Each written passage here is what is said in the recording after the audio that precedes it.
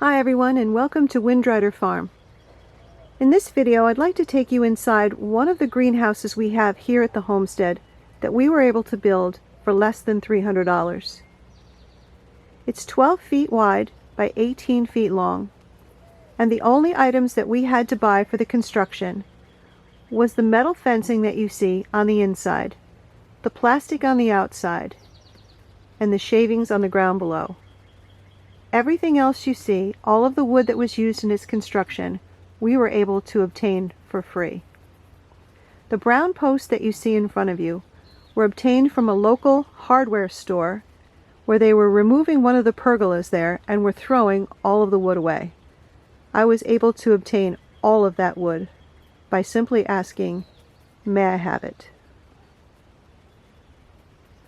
Now some of you might be asking, why do I have all of this fencing attached to the posts? Well, this didn't start out as a greenhouse. I was performing a little experiment last year on how many tomatoes and peppers I could grow in 5-gallon buckets. The problem is that we live on a farm that's surrounded by hundreds of acres of woods.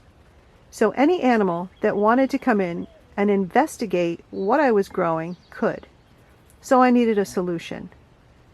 So at first, this was not a greenhouse. It was simply a walled-in garden to keep all the marauding raccoons and other animals out of my experiment. However, when I was building it, I thought to myself, well, if I wanted to extend the harvest, all I'd have to do is throw some plastic over the top. I picked my last tomato on November 11th, 2020.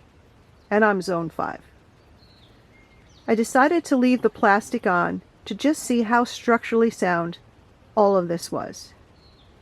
2.5 feet of snow on top of a walled garden with only plastic on the top, and the only thing that happened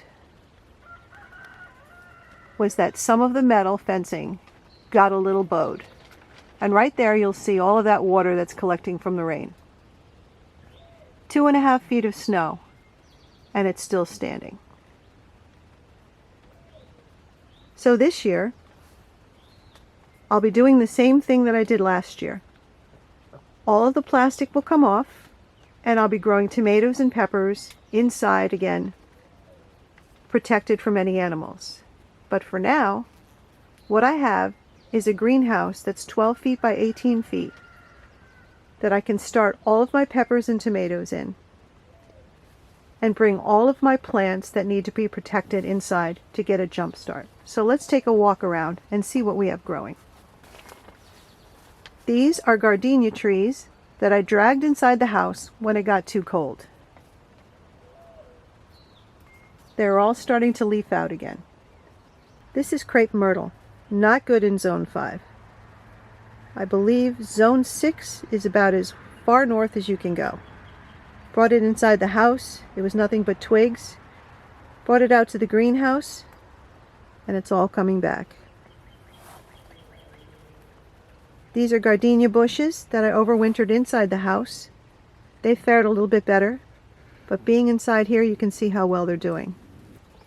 So the greenhouse has been great for being able to get a jump start on getting all these plants to come back for the summer.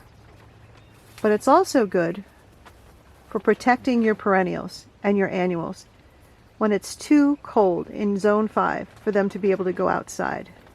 I have the mandevilla vines here.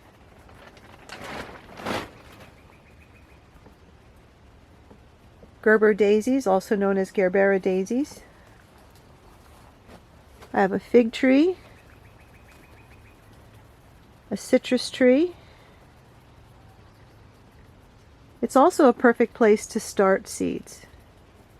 And these I just prepared to start some seeds. These are our tomato plants, more of our tomato plants, our pepper plants,